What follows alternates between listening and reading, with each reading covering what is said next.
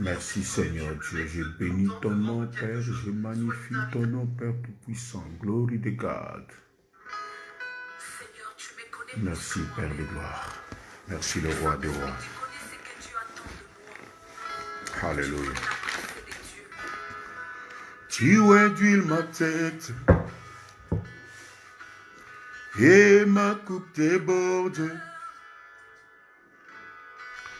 Apprends-moi à m'arrêter lorsque la nuée s'arrête. Tu induis ma tête et ma coupe déborde. Apprends-moi à m'arrêter lorsque la nuée s'arrête.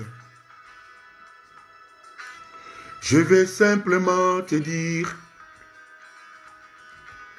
de moi-même je ne peux rien, Seigneur. Arrose-moi d'une huile fraîche. Mets-moi où tu veux. Je vais simplement te dire, de moi-même, arrose-moi d'une huile fraîche. Amène-moi où tu veux. Je vais être comme ce vieux qui n'a plus de force pour marcher lui-même, qui a besoin qu'on lui tienne par la main pour l'aider dans sa marche. Je vais être comme un aveugle qui ne connaît pas l'état du chemin, qui a besoin du bâton de guide pour l'aider dans sa marche. Je suis un aigle étoile et vent, je me tiens dans les hauteurs, cherchant des côtés où se trouvent les vents, pour qu'il m'amène où il veut. Je suis un aigle étoile et vent, me voici dans les hauteurs, cherchant des côtés où se trouvent les vents, pour qu'il m'amène où il veut. Je vais simplement te dire, de moi-même je suis limité, tu sais, Seigneur. Impose-moi ta volonté, Seigneur Jésus, même si elle est ta mère. Je vais simplement te dire, de moi-même je suis limité, tu sais, Seigneur. Impose-moi ta volonté, Seigneur Jésus, même si elle ne m'arrange pas. Amène-moi. Oui, Seigneur, amène-moi, Papa. Amène-moi, Esprit Saint. Amène-moi, Esprit Saint. Je vais m'envoler avec toi dans les heures, cher Saint-Esprit. Toi qui puises dans le Seigneur pour nous l'annoncer. Nous voulons que tu nous amènes dans les heures. Alléluia. Oh, amène-moi, Seigneur, dans les parvis. Oui, Seigneur, au bas du trône, là où nous puisons ta grâce. Père éternel, nous te bénissons, Jésus. Nous te glorifions, Père de gloire. Nous te magnifions, Seigneur. Gloire à toi, Seigneur Jésus. Oh, gloire à toi, Seigneur. Oui, Seigneur, au bas du trône. Oui, Seigneur, pour puiser tes grâces. Au bas du trône, Père de gloire. Oh, Seigneur, merci parce que tu es le Dieu de gloire. Merci, Seigneur. Amène-moi dans ta présence. Oui, Seigneur Jésus. Nous bénissons ton nom, Père. Nous glorifions ton nom, Père Tout-Puissant. Sois élevé, Père de gloire. Sois magnifié, Seigneur Dieu. Merci parce que tu es le Dieu Tout-Puissant. Merci parce que tu es le Seigneur des Seigneurs, le Roi des Rois, l'incomparable. Oui, peuple de Dieu, ma sœur Rita, que Dieu te bénisse. Merci d'être là. Nous continuons notre sujet sur à qui Jésus dira, retirez-vous de moi, vous qui commettez l'iniquité. Alléluia. Donc, nous comprenons ceci. La semaine passée, nous avons vu c'est quoi l'iniquité. Nous avons essayé de définir le mot iniquité. Pasteur Ben Biaka, que Dieu vous bénisse. Nous avons défini l'iniquité la fois passée et nous avons démontré que l'iniquité c'est changer de Dieu dans Exode 20 et nous avons démontré aussi dans 1 Corinthiens 15, 1 à 2 quand l'apôtre Paul déclare à l'église de Corinthe que si vous voulez être sauvé, vous devez retenir ce que je vous ai annoncé, mais dans les termes que je voulais annoncer, sinon vous auriez crié en vain. Donc nous comprenons que l'iniquité, c'est changer la parole de Dieu. Nous avons aussi vu dans Galates 1, chapitre 1, verset 6, où l'apôtre Paul dit, il n'y a pas deux évangiles, mais il y a seulement ceux qui viennent pour vous troubler, parce qu'ils essayent de changer l'évangile du Seigneur. Et nous avons vu aussi dans Galates, toujours dans Galates 6, ou la Galates 1, où l'apôtre Paul dit que même nous-mêmes, même un ange, s'il venait avec un autre évangile, un autre message, qui soit maudit. Et nous avons vu que l'Antichrist n'est pas encore venu. Nous avons démontré que l'Antichrist viendra, mais pour le moment, il est occupé dans le lieu céleste. Parce que l'apôtre Paul déclare dans 2 Thessaloniciens 2, si vous lisez, l'Antichrist apparaîtra, mais il apparaîtra qu'en son temps. Il faut que ceux qui les retiennent aient disparu. Or, nous avons démontré ce qui retient l'Antichrist dans Apocalypse 12, c'est la femme qui porte le fils. Parce que la tête du dragon de l'Antichrist attend la naissance du fils, dont la naissance de l'Église, pour dévorer l'enfant. Mais il ne pourra pas. C'est pourquoi sa tête est devant le ventre de la femme. Il attend la naissance de la femme. Donc ce qui retient l'Antichrist aujourd'hui, c'est le fils qui va naître. Or, le fils qui va naître, il est un peuple céleste. Je vous ai dit, Dieu a donné à Abraham deux peuples. Genèse 22, à partir du verset 17. Il y a un peuple céleste qui est l'Église, il y a un peuple terrestre qui est l'Israël. Le peuple céleste, c'est l'Église. C'est la femme d'Apocalypse 12. Les dragons attendent la naissance. Vous comprenez ce qui retient les dragons, ce qui retient l'Antichrist, c'est le Fils.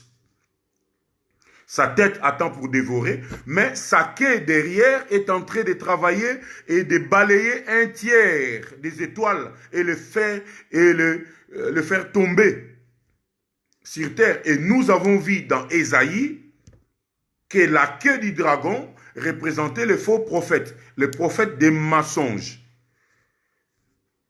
Donc nous avons vraiment été précis. Mais maintenant, nous voulons rentrer maintenant dans la deuxième partie parce que je ne vais pas m'attarder dans la première partie. Ceux qui n'ont pas suivi la première partie, suivez, vous allez comprendre que l'Antichrist n'est pas encore là, mais les antéchrists sont encore là. Nous avons vu ça dans 1 Jean chapitre 2, à partir du verset 18. Jean dit, nous savons tous que l'Antichrist apparaîtra. Mais maintenant, nous avons les antéchrists. Donc les antéchrists, ce sont les serviteurs d'Antichrist, ce sont ceux qui précèdent l'Antichrist. Antichrist, c'est le corps que Satan lui-même va porter. Parce que comme il copie toujours le Seigneur qui est Christ a porté le corps qui est Jésus, l'Antichrist fera la même chose. Il est Satan, mais il va porter le corps qu'on appelle Antichrist. Bon, on a essayé de définir tout ça pour la bonne compréhension du peuple de Dieu. Mais aujourd'hui, nous allons voir à qui Jésus dira, retirez-vous de moi, vous qui commettez l'iniquité. Donc, si nous comprenons la parole de Dieu, la Bible déclare, je vous ai déjà montré que l'iniquité, c'est changer Dieu. C'est nier que Jésus est le Fils de Dieu. C'est nier que Dieu existe. Donc nous avons vu ça la fois passée. Mais aujourd'hui, nous rentrons dans le vif du sujet à qui Jésus dira, retirez-vous de moi, vous qui commettez l'iniquité. J'aime ça. Alléluia. À qui Jésus dira, retirez-vous de moi, vous qui commettez l'iniquité. Alléluia. Nous comprenons que Dieu dans la Bible utilise tout le monde. Aujourd'hui, je vais vous parler de la doctrine de Balaam.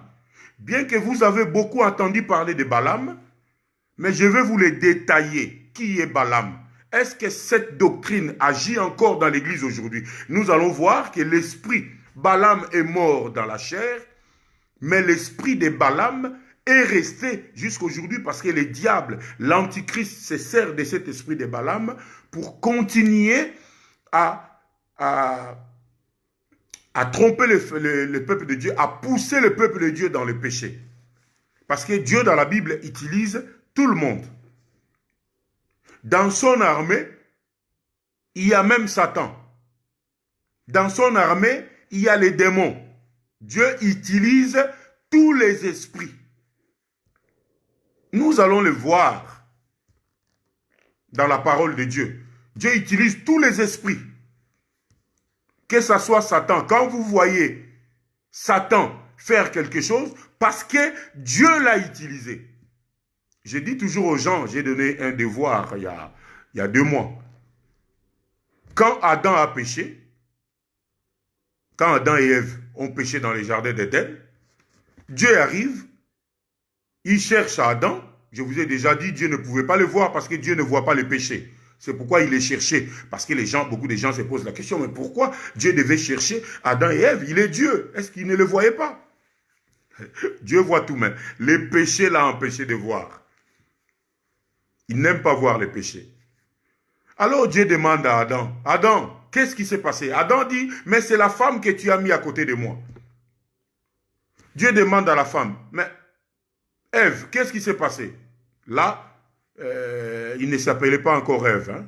Il dit, mais femme, qu'est-ce qui s'est passé? Oh, mais c'est le serpent. Vous remarquerez que Dieu n'a pas posé la question au serpent. Alléluia. J'aime ça. J'aime la parole. Il n'a pas posé la question au serpent. Tout simplement, si Dieu l'avait fait, le serpent allait lui dire, mais c'est toi qui m'avais envoyé de tenter Ève, de tenter la femme, pardon. Parce que Dieu utilise tous les esprits dans la Bible. C'est pourquoi quand Dieu voulait tromper Akab, il a dit, mais qu'est-ce que je peux faire? Parce que je vais envoyer Akab dans la fausseté. Et dans la réunion que Dieu tenait au ciel, un esprit de mensonge s'est levé. Dit, Seigneur, l'Éternel, envoie-moi. Dieu dit, mais comment tu vas faire? L'esprit de mensonge a dit, mais je vais rentrer dans ces prophètes. Comme ça, je mentirai à Akab qui peut aller au combat contre les Philistins et il va gagner. Vous voyez, tous les esprits sont au service de Dieu. Nous allons le voir même avec Balaam. Si vous lisez dans Nombre, chapitre 22, à partir du verset 1 jusqu'à la fin, lisez chez vous. Moi, je vous relate seulement l'histoire. Balak, voyant le peuple d'Israël, les 12 tribus d'Israël, se reposa sur la plaine de Moab, parce que la plaine de Moab était les dernières villes avant la traversée du Jourdain. Alors, Balak a eu peur. Il a dit, mais ce peuple vient de détruire les Amoréens, ils vont aussi détruire et prendre nos terres. Alors, il fait envoyer ses serviteurs chez Balaam. Il dit, Balaam, viens. Or, Balaam, c'est un devin. C'est un féticheur, un magicien. Il dit, Balaam, viens, et viens pour maudire ce peuple. Une fois tu vas les maudire, peut-être j'aurai l'occasion de les battre. Balaam a dit à ses hommes, bon, dormez ici, demain matin on partira. Dieu se manifesta à Balaam la nuit. Parce que vous pensez que Dieu ne parle pas aux faux prophètes. Dieu parle aux faux prophètes. Dieu parle à tous les esprits. Il parle aux magiciens. Il parle aux féticheurs. Dieu parle à tout le monde. C'est pourquoi Dieu, dans Genèse 41, il s'est révélé à Pharaon. Quand Pharaon cherchait qui devait interpréter ses songes, Joseph est venu, Joseph a dit, sûrement l'Éternel t'a visité. Donc nous comprenons que l'Éternel visite tout le monde. L'Éternel avait visité, si vous lisez Daniel 2, Daniel 3, il a visité Nebuchadnezzar. Donc l'Éternel parle à tout le monde. L'Éternel visita Balaam en lui disant, ne pars pas avec ces hommes. Demain matin, tu ne dois pas partir avec ces hommes. Le matin aussi, Balaam a laissé ses hommes repartir parce que le Seigneur l'a empêché.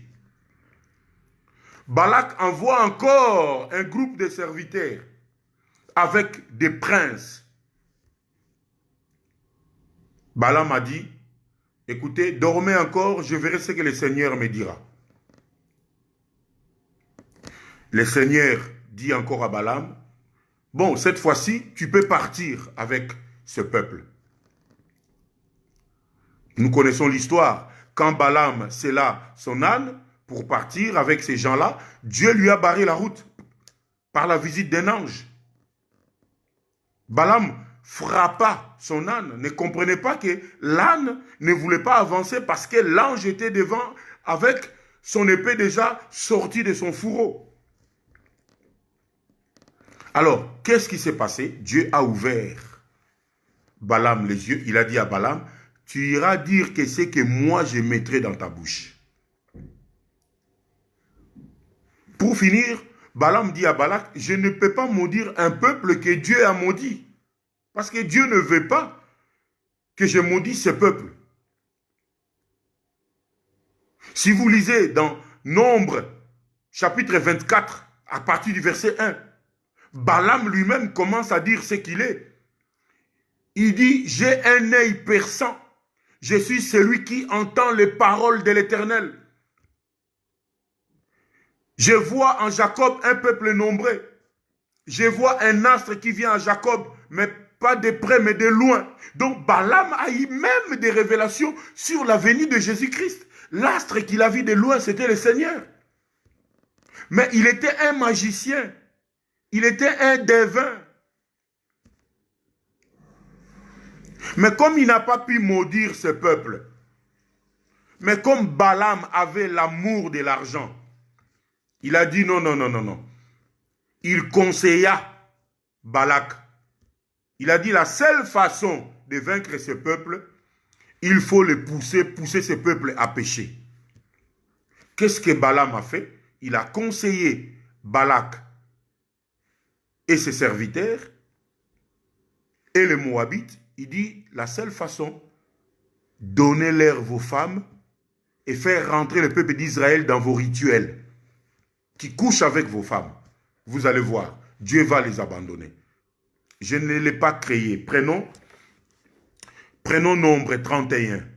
Parce que je ne vais pas lire tous ces chapitres, sinon ça nous prendra beaucoup de temps. Moi, j'explique. Vous retenez, mais lisez ça chez vous. Nombre 22, Nombre 24. Et maintenant, nous voulons lire Nombre 31, mais nous lirons 2 versets. Vous allez comprendre. Nombre. Excusez-moi, je suis en train d'utiliser l'ordinateur portable. Nombre 31. Ah, j'aime Dieu. J'aime la parole de Dieu. La parole de Dieu est tellement précise. C'est pourquoi il ne faut pas aller chercher ailleurs. Il ne faut pas aller penser avec vos imaginations. Non. Dieu a tout mis par écrit. Tout est dans la parole de Dieu. Si vous trouvez un verset ici, allez chercher son frère Jimon. Vous allez trouver. À partir du verset, je prends à partir du verset 15. Lisons. Et il leur demanda, pourquoi avez-vous laissé la vie à toutes ces femmes?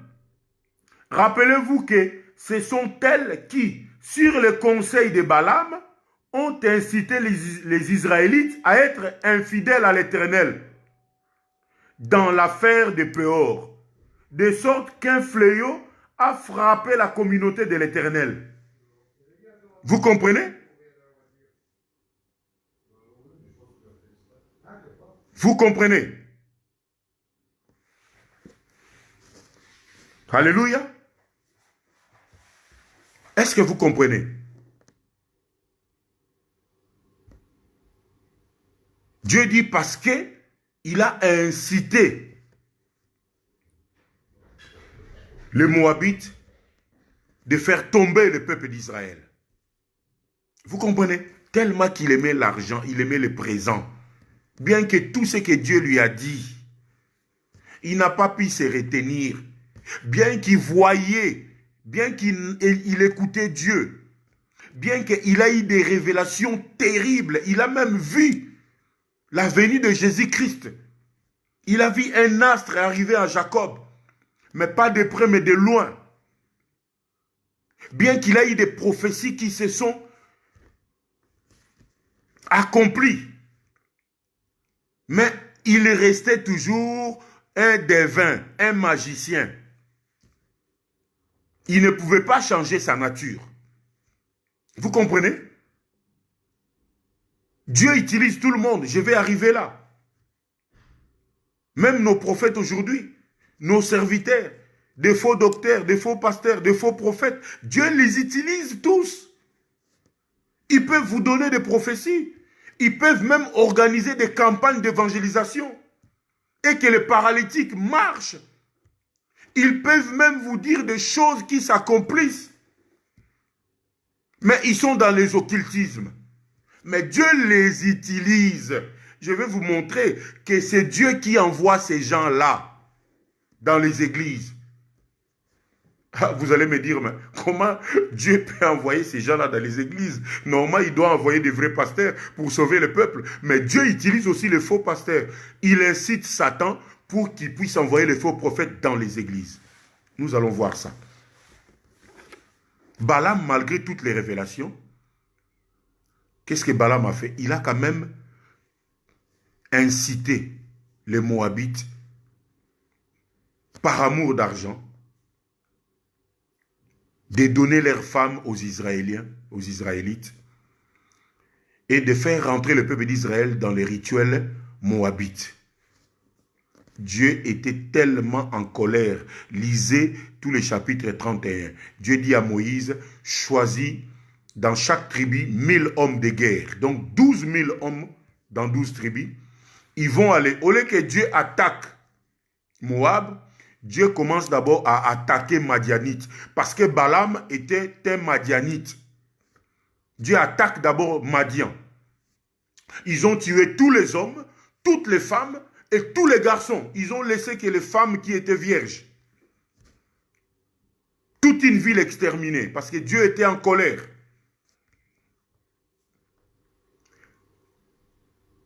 Or, Balaam dans 24, il dit tout ce qu'il voyait, tout ce que Dieu lui révélait.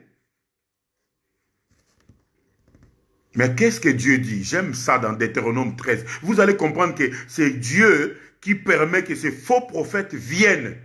Pourquoi Dieu le permet? Je suis aujourd'hui dans la doctrine. Suivez-moi très bien. Je vous enseigne sur la doctrine de Balaam. Deutéronome 13. Prenez Deutéronome 13. Vous allez comprendre pourquoi Dieu laisse les faux prophètes agir dans les églises. Conduire des églises. Malgré que c'est Satan qui les envoie, mais c'est Dieu qui a incité Satan de les envoyer. Vous allez comprendre. Prenons Deutéronome 13. Deutéronome 13, si vous voulez bien avec moi, s'il vous plaît. Nous, on ne commente pas les Écritures. Les Écritures doivent s'expliquer elles-mêmes. On ne commente pas. On ne donne pas nos imaginations. Non. Alléluia. Deutéronome, chapitre 13.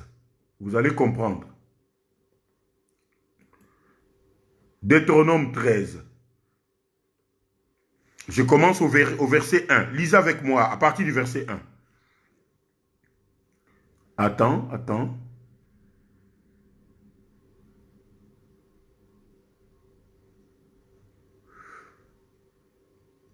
Attends, je vérifie quelque chose.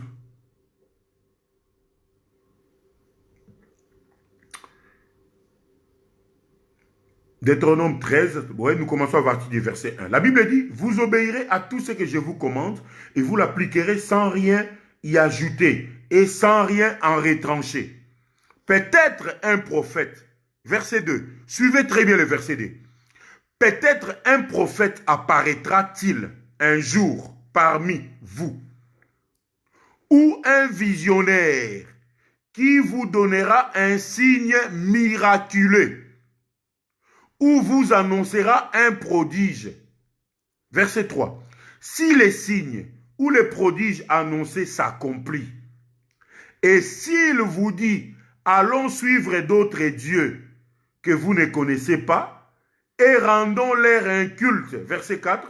Vous n'écouterez pas les paroles de ces prophètes ou de ces visionnaires, car l'Éternel, votre Dieu, se servira de lui pour vous mettre à l'épreuve, afin de voir si vous l'aimez réellement de tout votre cœur et de tout votre être. Oh! Quand j'ai lu ce chapitre, j'ai dit, mais Seigneur, jusqu'aujourd'hui, les gens disent, quand un prophète dit quelque chose et que la chose ne s'accomplit pas, c'est un faux prophète. Je suis d'accord avec vous, c'est écrit. Mais ce que vous ne savez pas, c'est aussi écrit que quand un prophète dit quelque chose, fait un miracle, donne un signe, et que cela s'accomplit, mais il vous conduit vers un autre Dieu. Dieu dit, ne l'écoutez pas, parce que c'est moi qui a envoyé ce prophète-là, le faux prophète-là, pour voir si vous m'aimez de tout votre cœur. C'est comme si je vous mettais à l'épreuve. Ah bon? Donc un faux prophète peut dire une prophétie, peut faire un signe qui s'accomplit aussi, mais il ne vient pas de Dieu, il ne sert pas Dieu. Vous comprenez? Il peut dire des choses qui s'accomplissent.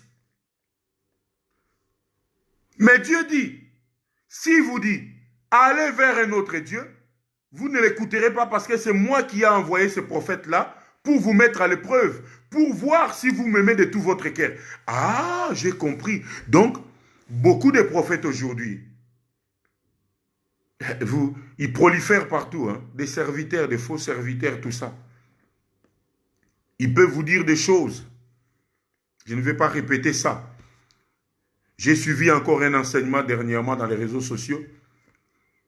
Quelqu'un qui dit, avant qu'un sacrificateur rentre dans le Saint des Saints, on lui attachait une corde au pied, au cas où s'il meurt dans le Saint des Saints, que personne ne rentre, parce que celui qui va rentrer chercher le corps, lui aussi va mourir. Ah donc la corde servait à tirer la personne en dehors des Saints des Saints.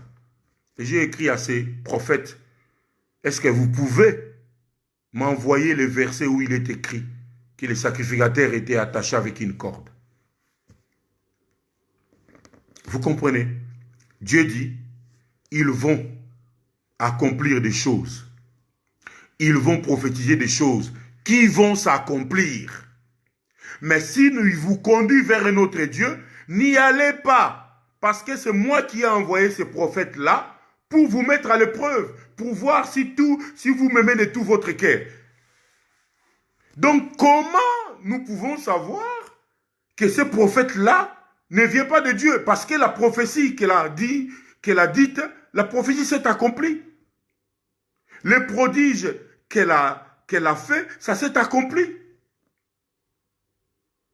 Parce que jusque-là, on nous a dit, si le prophète dit quelque chose qui ne s'accomplit pas, c'est un faux prophète. Mais ici, dans Deutéronome 13, Dieu dit, si ce prophète-là dit des choses, et des choses-là, des prophéties s'accomplissent, Mais il vous dit, allez voir un autre Dieu. Ne l'écoutez pas parce que c'est moi qui l'ai envoyé pour vous mettre à l'épreuve.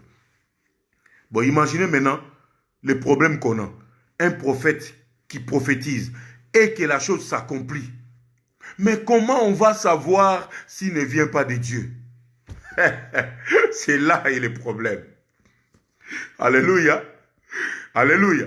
Bien que Balaam a prophétisé des choses vraies, mais à la fin, il a poussé les Moabites. Il a dit, il a révélé une chose, il a dit, il faut pousser ce peuple au péché. Donnez-leur vos femmes qui tombent dans le péché. Et Dieu va les abandonner. Vous comprenez?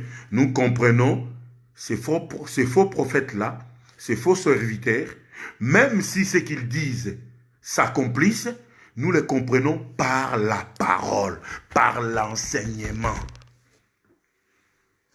Ah, j'aime Dieu. C'est pourquoi l'apôtre Paul avait dit, dans 1 Corinthiens 15, versets 1 à 2, vous avez entendu tout ce que je vous ai annoncé pour être sauvés. Mais vous serez sauvés seulement si vous les retenez dans les termes que je voulais annoncer. Sinon, vous auriez crié en vain. Dans Galates 1,6, il a dit, il n'y a pas deux évangiles, deux messages, mais il y a seulement des gens qui vous troublent, parce que ces gens-là viendront changer le message de Dieu. Donc nous comprenons ces prophètes-là par le message. Quand je suis les réseaux sociaux, mon oreille est ouverte, est éveillée. Mes yeux voient. Je comprends directement celui-là n'est pas bon parce que l'enseignement qu'il donne là, ce n'est pas l'enseignement que les apôtres ont laissé. Donc c'est un faux. Malgré que les prophéties qu'il dit s'accomplissent, malgré qu'il relève les paralytiques, qu'il ressuscite les morts, mais l'enseignement qu'il porte ne vient pas de Dieu parce que ces enseignements-là sont hors les enseignements des apôtres. C'est pourquoi Paul a dit dans Galates 1, à partir du 6 jusqu'à 10, si même un ange vient, même nous-mêmes, on vient changer cette parole qu'on vous a annoncée, que nous soyons maudits. Mais combien de gens changent la parole? Je vous ai dit, l'iniquité, c'est changer Dieu. Donc, changer la parole, parce que Dieu, aujourd'hui, c'est la parole.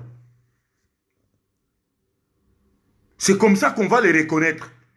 Ah, j'ai dit à celui-là, ne viens pas de Dieu,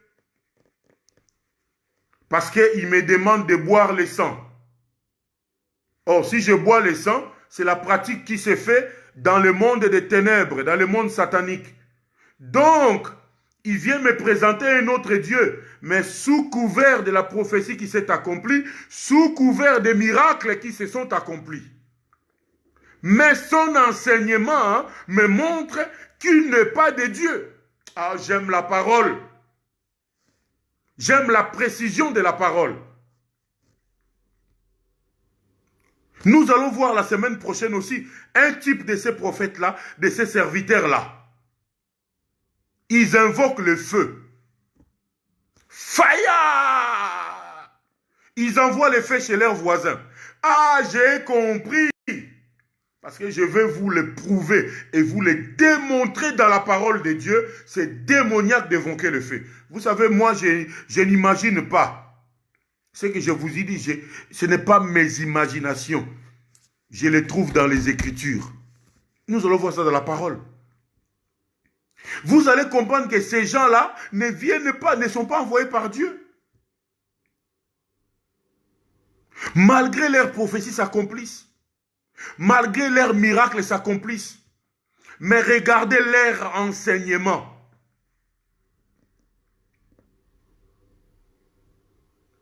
Nous allons voir ça.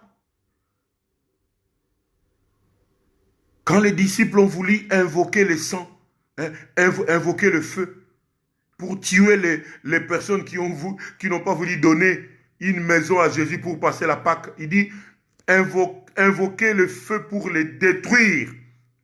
Parce qu'il se souvenait du feu d'élu. Alléluia. Jésus a dit, vous ne savez pas quel esprit vous anime. Ça, mais je ne veux pas parler de ça aujourd'hui. Je vous démontrerai dans la parole de Dieu. Le feu là se trouve où maintenant? Peut-être là où vous êtes déjà en plein feu. Je vous montrerai dans la parole. Il faut lire la Bible. Donc nous reconnaissons ces gens par leur enseignement. Malgré Balaam a eu des révélations, il a vu même la venue de Jésus. Mais son enseignement l'a trahi, qui n'était pas de Dieu. Dieu utilise tout le monde. Dieu dit au peuple d'Israël, c'est moi qui ai envoyé ce prophète-là, qui a dit des prophéties qui se sont accomplies, qui a fait des prodiges qui se sont accomplis. C'est moi qui l'ai envoyé. Mais il a voulu vous amener vers un autre Dieu. Non, il faut dire non. Parce que c'est moi qui l'ai envoyé pour vous mettre à l'épreuve, pour voir si vous m'aimez de tout votre cœur. Tous ces prophètes que nous voyons aujourd'hui, prophétient.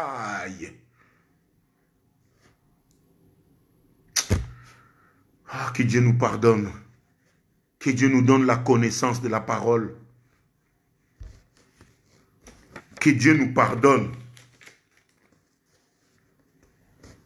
Alléluia. Alléluia. C'est pourquoi Jésus dit dans Matthieu chapitre 7.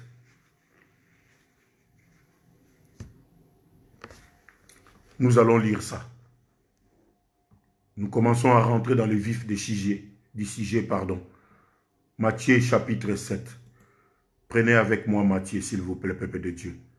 Parfois, quand je vois ces choses dans les églises aujourd'hui, mon cœur saigne, je pleure. Mais d'un côté, je comprends. Dieu a dit, il faut que ces choses arrivent.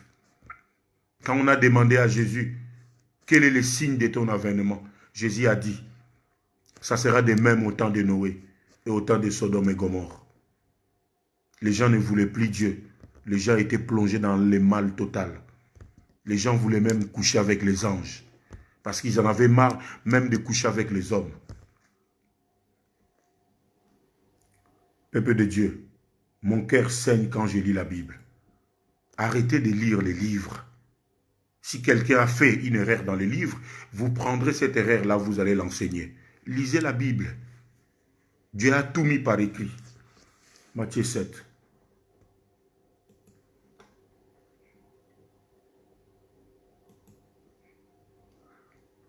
Matthieu chapitre 7.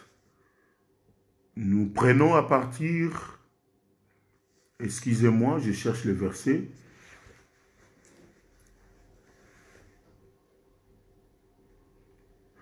À partir du verset 21. Suivez très bien. Pour entrer dans le royaume des cieux, là c'est au verset 21. Il ne suffit pas de me dire, Seigneur, Seigneur. Il faut accomplir la volonté de mon Père céleste. Au jour du jugement, là j'ai lu dans la version Semer, parce que j'aime trop Semer, c'est simple, c'est simplifié. Vous pouvez lire dans vos versions. Au jour du jugement, nombreux sont ceux qui me diront, Seigneur, Seigneur, nous avons prophétisé en ton nom. Nous avons chassé des démons en ton nom. Nous avons fait beaucoup de miracles en ton nom. Je leur déclarerai alors, je ne vous ai jamais connu. Allez-vous-en, vous qui pratiquez le mal, vous qui commettez l'iniquité. Retirez-vous de moi. Alléluia. Ces gens-là ont prophétisé. Ces sœurs-là ont prêché, ont prophétisé la parole. Ces serviteurs-là ont fait des miracles. Ils ont fait des miracles terribles. Mais Jésus dit, je leur dirai, retirez-vous de moi. Parce qu'ils ont changé l'enseignement. Ils disent que non. Allez, avant d'aller se marier, vous pouvez commencer à goûter les femmes. Comme on essaye des habits.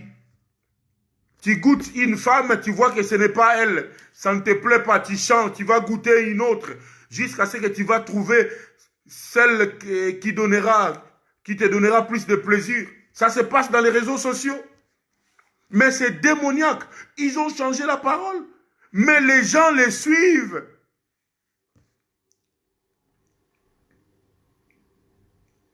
Il y a ceux qui prônent de la polygamie sans connaître la pensée de Dieu, sans savoir que l'ombre est là, qui voit. Mais toute la réalité est en Christ. Parce que Dieu ne pouvait pas présenter une chose, deux personnes en une dans l'ancienne alliance. C'est pourquoi il utilisait toujours deux figures ou plusieurs figures. Salomon n'était pas un adultère, même pas un impudique parce qu'il avait 1000 femmes. 700 mariés et 300 concubines. Mais ces femmes-là représentaient les deux peuples. Peuple d'Israël qui représente la perfection. Peuple de l'Église aussi. Là, les concubines, les 300 concubines, parce que le chiffre 3 montre la mort du Seigneur. C'est pourquoi quand Christ est venu, il a marié plusieurs personnes. Christ a fait encore pire. Même nous, les hommes, nous sommes son épouse. Vous comprenez, peuple de Dieu? Les 1000 femmes de Salomon se retrouvent dans le corps du Christ. Ce n'était que l'ombre du Christ. C'est ce que Christ allait faire. Tu vois, Christ a dit, ici, il y a plus que Salomon. Christ a marié et les hommes et les femmes dans le corps du Christ. Vous allez dire que Christ est impudique, est un adultère. Non! Ce n'est pas mon message. Vous comprenez? Ces gens-là vont vous apporter un autre message, un autre enseignement. De ce que les apôtres n'ont pas laissé.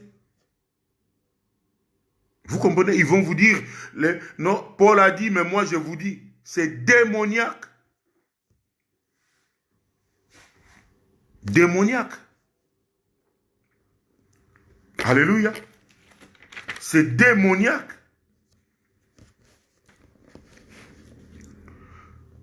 Un jour, les disciples reviennent de l'évangélisation. Ils étaient tellement joyeux. Ils ont dit à Jésus, Jésus, même les démons nous ont été soumis. Même les démons, on a chassé les démons. On a fait des prodiges. Ils étaient très joyeux. Mais le Seigneur leur dit ceci. Mais Jésus leur dit, ne soyez pas heureux parce que les démons vous ont été soumis. Mais soyez heureux lorsque vos noms seront inscrits dans les livres de vie de l'agneau. Jésus dit à ses disciples, ne soyez pas heureux parce que les démons vous ont été soumis. Parce que vous avez réveillé des morts. Parce que vous avez fait marcher des paralytiques. Non, ne soyez pas heureux pour ça. Vous pouvez faire tout ça et aller en enfer. Mais soyez heureux lorsque vos noms seront écrits dans les livres de vie. Lorsque vous allez garder la droiture de l'enseignement. J'aime ça. Soyez heureux à cause de cela. À cause de l'amour de l'argent. Balaam a dit vendre le peuple d'Israël. Pourquoi je dis l'amour de l'argent? Lisons 2 Pierre chapitre 2, versets 15 et 16. Parce que l'apôtre Pierre parle de Balaam. 2 Pierre. J'aime la parole, peuple de Dieu. Oh, il nous reste quelques minutes. Je vais terminer, ne vous inquiétez pas. On continuera la semaine prochaine. 2 Pierre,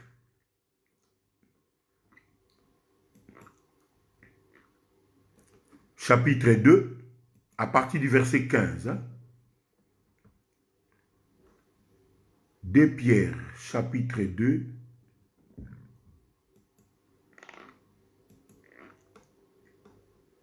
qu'est-ce que c'est que ça?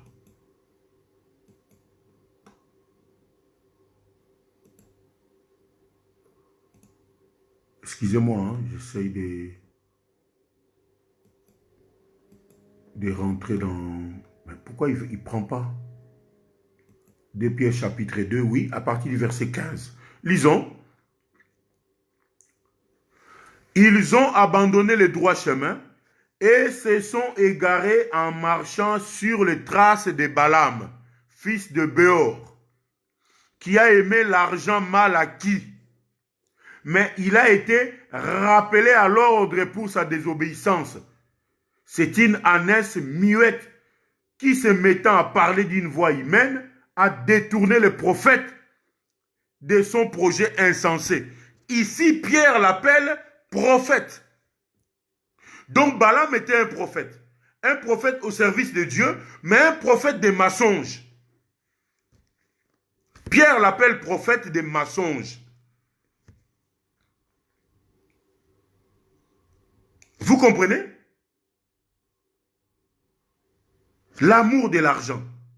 Ces prophètes-là aujourd'hui, ces serviteurs-là, voudront plus leur gloire, malgré qu'ils livrent le peuple au péché. Ils livrent le peuple à Satan. Ils s'en foutent parce qu'ils savent qu'eux-mêmes ne vont pas être sauvés. C'est pourquoi Matthieu dit, ces gens-là ne vont pas être sauvés, ne voudront même pas ceux qui l'écoutent. Les soient. Ils vous barrent la route. Si vous êtes dans une église comme ça, il faut sortir, il faut quitter. Parce que le serviteur est en train de vous voiler, de vous barrer la route du royaume de Dieu. Parce qu'il a changé l'enseignement, il a changé la parole.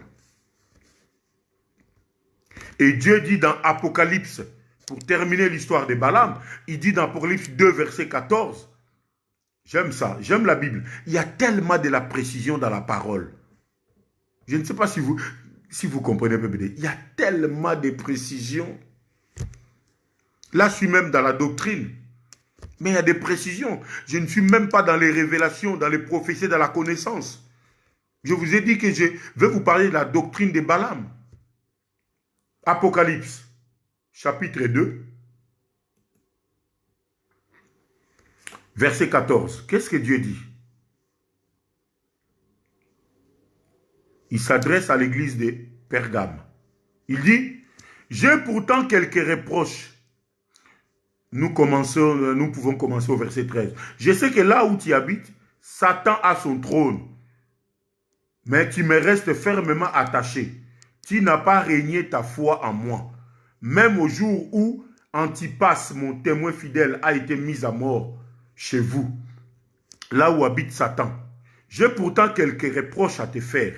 Tu as chez toi des gens attachés à la doctrine de Balaam, qui avait appris au roi Balak à tendre un piège aux Israélites pour les amener à pécher en mangeant des viandes provenant des sacrifices offerts aux idoles et en se livrant à la débauche.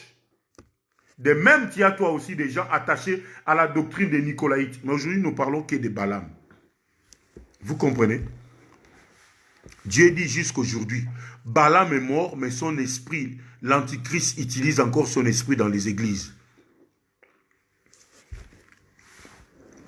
C'est pourquoi vous verrez ces serviteurs-là rouler avec des nouveaux jeeps. Mais toute l'église est pauvre. Toute l'église est pauvre. Oh, Dieu avait dit quand il va verser l'huile sur la tête d'Aaron, l'huile va tomber jusque dans sa barbe, jusque dans tout le corps. Ce n'est pas mon message aujourd'hui. Alléluia. Des faux enseignements. Si vous êtes dans telles églises, quittez ces églises-là. Quittez, sortez. C'est pourquoi les chrétiens de Béret, ils étaient mieux considérés que les chrétiens de Thessalonique. Pourquoi? Parce qu'ils vérifiaient les Écritures pour voir si ce que l'apôtre Paul leur prêchait était exact. Aujourd'hui, le peuple ne vérifie pas les Écritures. Quelqu'un passe sur les réseaux sociaux, enseigne des faussetés, Mais tu vas voir des commentaires. Quelle révélation! Quelle profondeur! Profondeur dans les mensonges.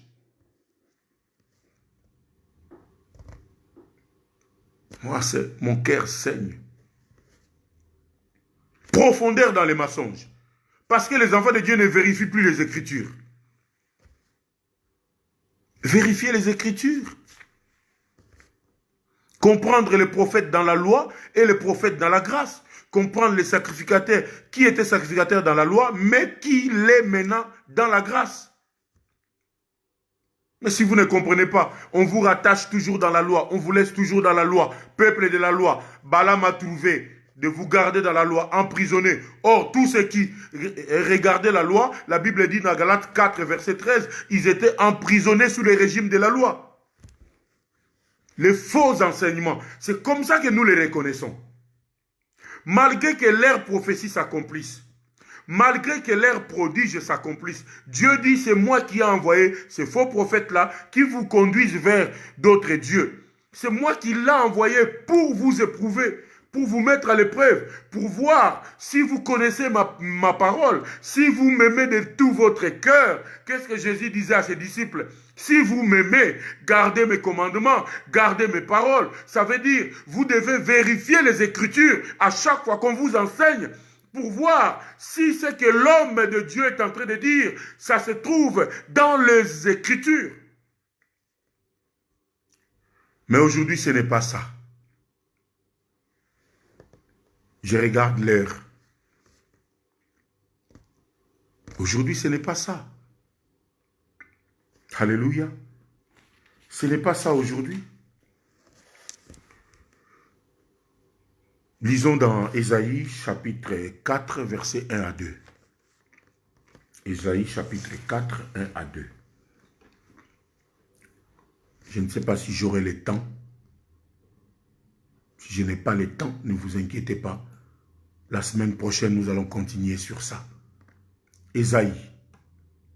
Nous voulons voir quelque chose. Je veux vous montrer l'attitude de l'Église aujourd'hui, de beaucoup d'enfants de Dieu.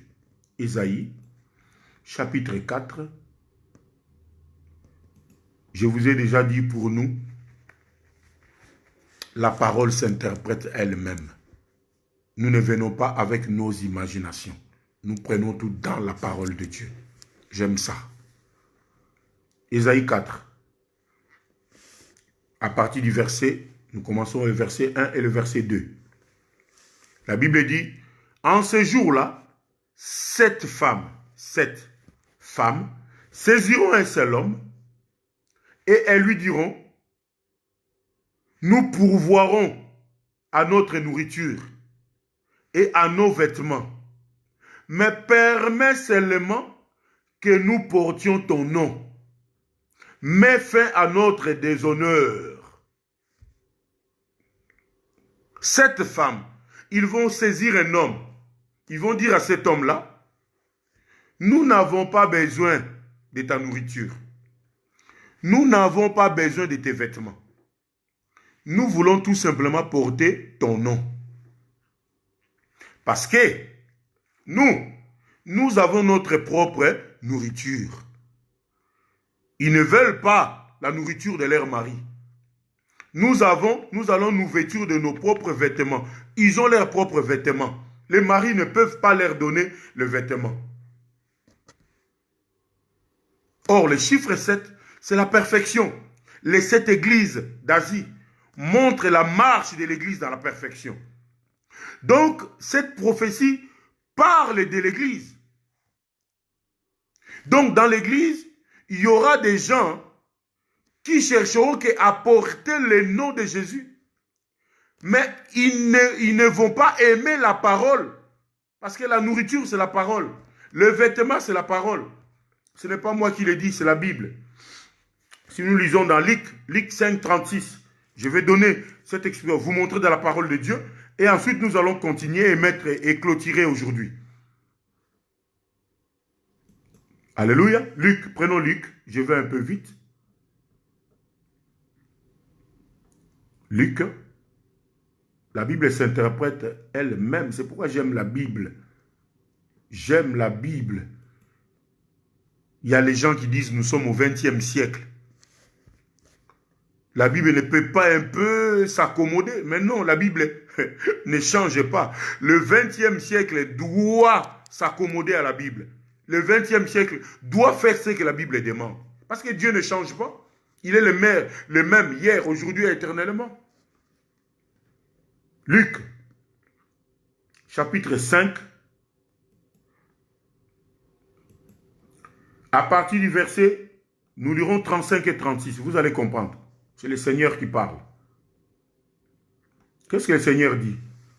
Il dit, le temps viendra où celui-ci l'air sera enlevé. Jésus leur répondit, je commence à 34. Comment les invités d'une noce peuvent-ils gêner pendant que le mari est avec eux? Le temps viendra où celui-ci l'air sera enlevé. Alors, en ces jours-là, ils gêneront. Et 36, et il utilisa la parabole suivante. Personne ne coupe un morceau d'un habit neuf pour rapiécer un vieux vêtement. Sinon, on abîme l'habit neuf. Et la pièce d'étoffe qu'on y aura découpée ne va pas avec le vieil habit. De même, personne ne met dans de vieilles outres du vin nouveau. Sinon, le vin nouveau le fait éclater. Il se répand et les outres sont perdues. Non, il faut mettre le vin nouveau dans des outres neuves. Bien sûr, quand on habille du vin vieux, on n'adesure pas du nouveau. En effet, on se dit, le vieux est meilleur. Ici, Jésus parle de paraboles. Quand il parle de vieux vin, il parle de la loi. Comme le peuple d'Israël avait déjà goûté à la loi, quand Jésus est venu, ils n'ont pas voulu écouter Jésus. Ils n'ont pas voulu écouter Jésus. Jésus leur dit, mais vous sondez les Écritures pour trouver la vie en elles. Jean 5, 39. Mais or, ces Écritures parlent de moi. Mais comme ils avaient déjà goûté le vieux vin, ils n'ont pas voulu écouter le nouveau vin que la parole venant du ciel. J'aime ça. Quand Jésus parle d'un nouveau habit, d'un morceau qu'on peut couper, mettre dans le vieux, parce que le peuple d'Israël était déjà habillé de la loi. Ils n'ont pas voulu l'habit du Seigneur, le nouvel habit que le Seigneur est venu avec. Or, si vous lisez dans l'Apocalypse, l'habit montre les œuvres bonnes d'Égypte. Donc, ils n'ont pas voulu l'habit du mari. Donc, ils n'ont pas voulu faire des bonnes œuvres que Jésus avait déjà préparées d'avance pour que nous puissions l'accomplir. Ils n'ont pas voulu accomplir ces bonnes œuvres. Ils n'ont pas voulu la parole du Seigneur qui redresse les hommes. Mais, ils ont voulu seulement porter le nom de Jésus. Que les gens leur entendent dire, au nom de Jésus, mon Jésus même, Nabala Yesu, je me suis marié avec Jésus. Ils ont seulement porté le nom. Vous comprenez, peuple de Dieu? Ils ont seulement porté le nom. Mais comme ils ont seulement les noms, ils ne peuvent pas produire des œuvres bonnes que Dieu avait préparées d'avance, en fait que nous l'accomplissions. Ils ne peuvent pas accepter tout ce que la parole déclare. Parce que la parole est là, nous allons le voir prochainement. Pour nous remettre dans le droit chemin. C'est le feu dévorant la parole. Nous allons voir ça. Ils n'ont pas accepté la parole. Ils ont voulu vivre leur vie, mais porter le nom de Jésus.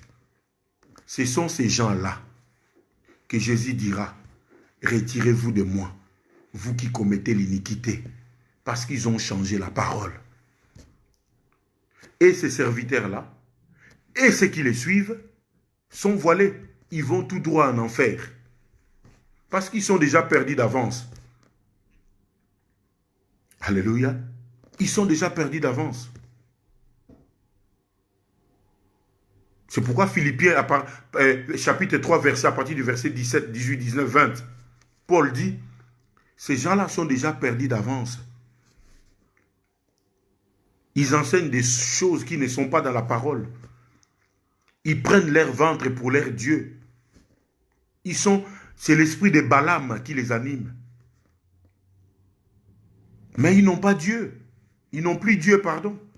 Alors, ils vont barrer aussi ceux qui les écoutent parce que vous placez votre foi dans les faux enseignements. Donc, votre foi est vaine. Il faut quitter ces églises-là.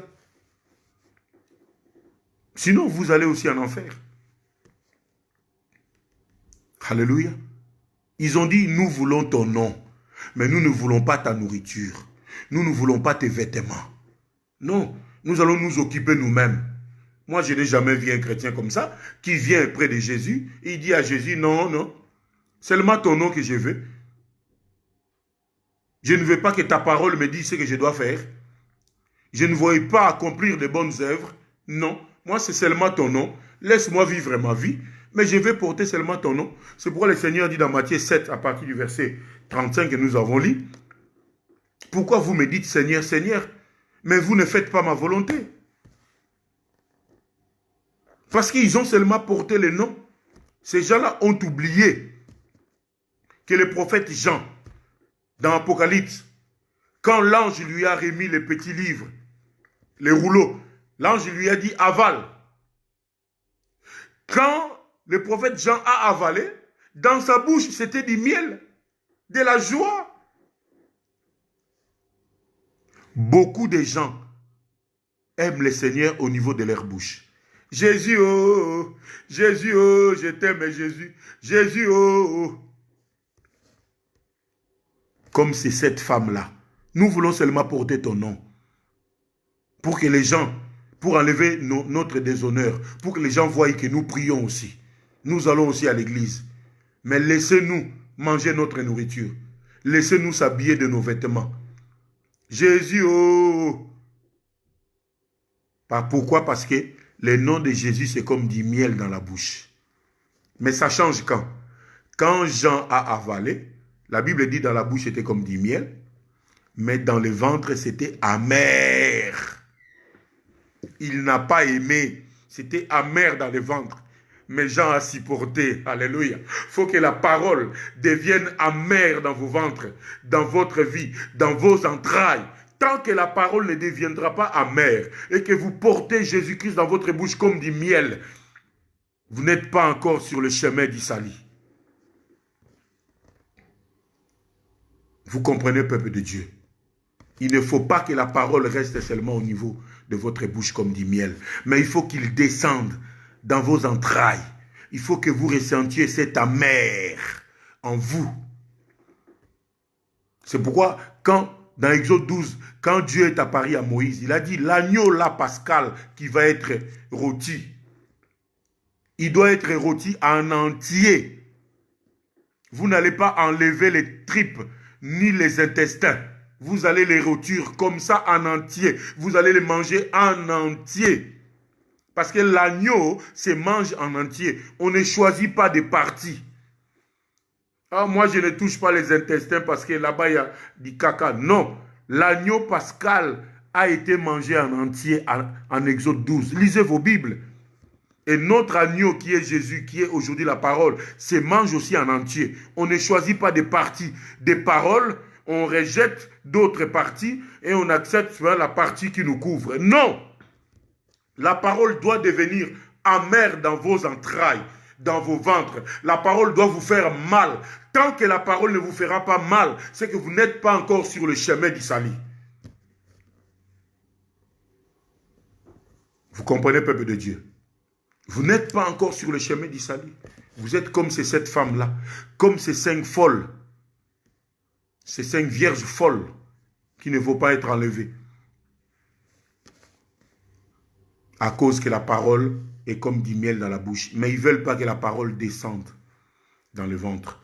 Vous êtes ces femmes-là qui disent, non, je vais seulement porter ton nom. Je vais seulement du miel. Mais ta nourriture qui est la parole, Jésus a dit, ma nourriture c'est de faire la volonté de mon Père. Mais votre nourriture, nous les refusons. Vos vêtements, nous les refusons. Des bonnes œuvres d'Apocalypse. Ils ont refusé des bonnes œuvres.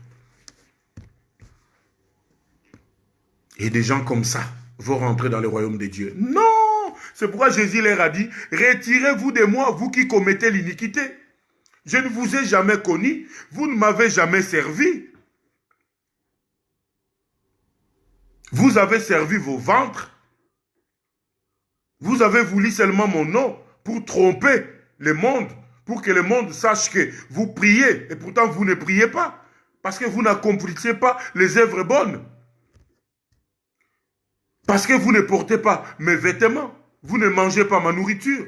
Dans vos ventres, ma parole n'est pas encore devenue amère. Je vais m'arrêter là aujourd'hui. Peuple de Dieu, je crois que vous avez compris. À qui Jésus dira, retirez-vous de moi. Ce n'est pas encore fini. On parle de faux enseignements. Parce que Dieu dit, Deutéronome 13, ces prophètes-là vont vous prophétiser des choses. Ces choses-là vont s'accomplir. Ces prophètes-là vont faire des prodiges qui vont s'accomplir. Mais ils vont vous amener vers d'autres dieux. Ne les écoutez pas, parce que c'est moi qui les ai envoyés pour vous mettre à l'épreuve, pour voir si vous m'aimez de tout votre cœur, si vous allez rester dans la saine doctrine, dans la bonne parole. Oh, j'aime ça. J'aime la parole. J'aime la précision de la parole. Oh docteur, la Bible avait dit, si les prophètes là prophétisent et que ça ne s'accomplit pas, c'est un faux. Mais celui-ci a prophétisé, la prophétie s'est accomplie, donc c'est un vrai. Je dois le suivre, même s'il a des mauvais enseignements, des faux enseignements. Non, la Bible ne dit pas ça. La Bible dit aussi, ils vont dire des prophéties qui vont s'accomplir. Ils vont faire des prodiges qui vont s'accomplir. Ils vont ressusciter les morts, relever les paralytiques. Mais regardez leurs enseignements qui ne vous amènent pas vers d'autres dieux par leurs enseignements. Sinon, votre foi serait vaine parce que votre foi sera placée sur de faux enseignements. Donc aujourd'hui, je vous ajoute ça. Si vous n'avez jamais su ça, vous avez gardé seulement que, mais s'il dit une prophétie qui ne s'accomplit pas, c'est un faux prophète. Moi, je vous dis, un prophète peut être aussi un faux, mais il va dire des prophéties et la prophétie va s'accomplir. Deutéronome 13, 1 à 3. Comment on va les reconnaître? Par l'enseignement. C'est pourquoi j'aime l'enseignement. Retirez-moi tout. Prenez tout. Même les voitures. Même mon travail. Mais laisse-moi l'enseignement. Parce que c'est l'enseignement, la saine doctrine, le vrai enseignement qui va m'amener dans la présence de Dieu. Nous allons nous arrêter là, peuple de Dieu. Ce n'est pas fini, hein.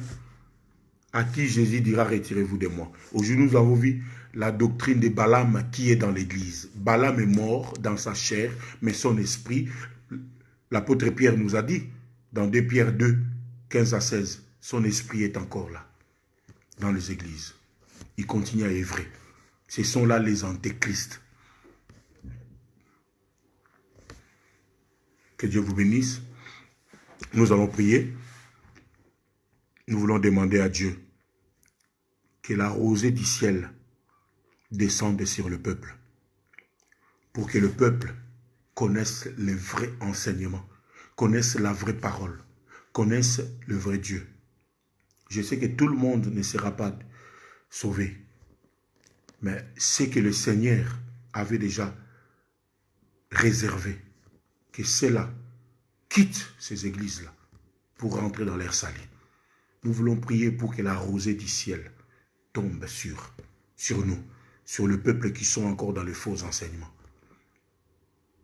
Que Dieu les ramène. Prions le Seigneur. Éternel Dieu, notre prière est simple. Que la rosée du ciel, oh j'aime ça, tombe sur nos églises, tombe sur ton peuple, surtout sur le peuple que tu avais déjà réservé d'avance.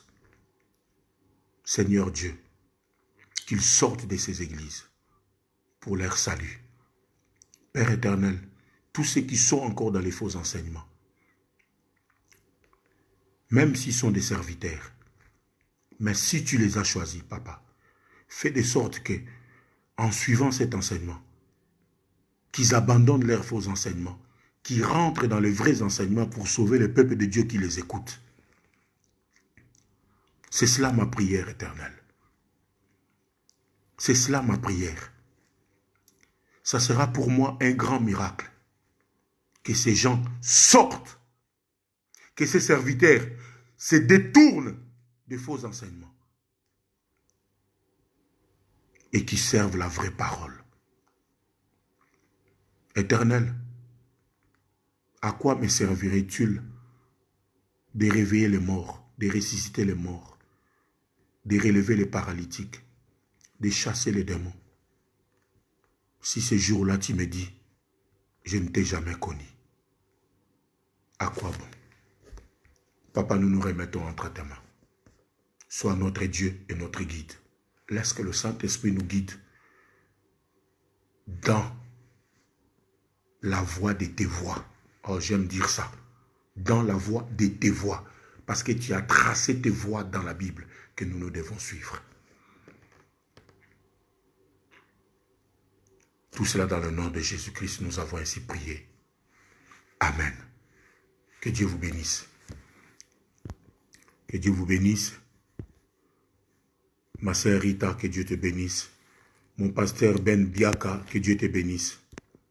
Sémence de sagesse, que Dieu vous bénisse. Mon pasteur Robert, que Dieu vous bénisse. Mon frère Gadi Djema, que Dieu vous bénisse. Ma sœur Koukou François, que Dieu vous bénisse. Ma sœur Bibiche Matos, que Dieu vous bénisse. Que Dieu vous bénisse tous. Que Dieu bénisse même tous ceux qui suivront cet enseignement après.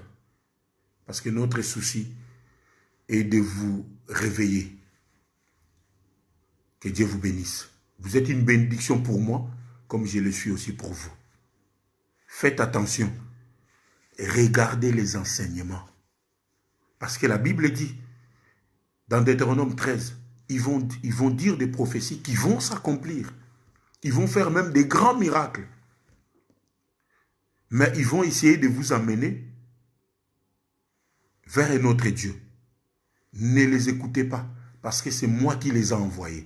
Donc tous ces faux prophètes que nous voyons, qui font des accomplissements, des miracles, parce que Dieu utilise tout le monde. C'est Dieu qui les a envoyés pour séparer son vrai peuple du faux peuple. Il dit au peuple d'Israël, c'est moi qui les ai envoyés pour vous mettre à l'épreuve, pour voir si vous m'aimez de tout cœur. Or, si vous m'aimez Dieu de tout cœur, vous allez garder ses commandements. Jésus a dit à ses disciples, or, gardez ses commandements, sa parole, c'est de vérifier. À chaque fois que quelqu'un vous enseigne, vérifiez dans la Bible, comme les chrétiens de Béret, pour voir si ce qu'il vous dit se trouve dans la Bible. Sinon, vous allez aussi rentrer dans la fausse adoration, dans les faux enseignements, et votre foi se révèle. Et vous irez en enfer. Ce n'est pas ce que nous voulons. Que Dieu vous bénisse encore et encore. Soyez là la semaine prochaine parce que nous voulons parler encore de quelque chose qui nous conduit beaucoup de serviteurs et beaucoup de peuples de Dieu en enfer. Soyez là, vous allez les découvrir. Je l'ai dit déjà pendant que j'enseignais, mais soyez là, vous allez les découvrir. Amen. Que Dieu vous bénisse. Je vais mettre dans les stories le jour où je passe. Soyez là. Je pense que cette parole vous change, vous révolutionne. Il faut être révolutionné dans la parole de Dieu. N'acceptez pas parce que c'est votre sœur, le pasteur là, c'est votre cousin. Ou parce que c'est lui qui vous a fait venir en Europe. Ou c'est lui qui avait cherché une maison pour vous en Europe. Non. Ne lui faites pas ce plaisir-là. S'il est en dehors de la parole, sortez, quittez. Que Dieu vous bénisse dans le nom de Jésus. Amen. À la prochaine. Merci beaucoup.